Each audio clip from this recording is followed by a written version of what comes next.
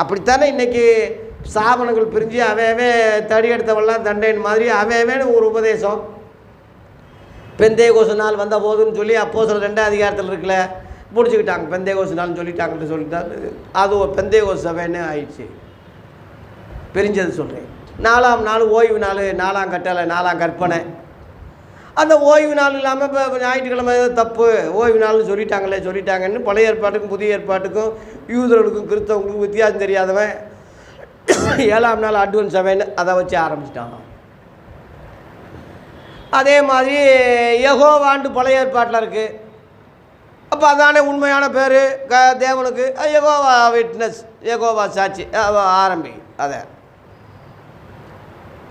ஆரம்பித்தது சொல்கிறேன். அதே மாதிரி புரட்டஸ்டாண்டு பிரிஞ்சு வந்த சபைங்க 15ஆம் நூற்றாண்டில் போப்பை எதிர்த்து மார்ட்டின் லூதர்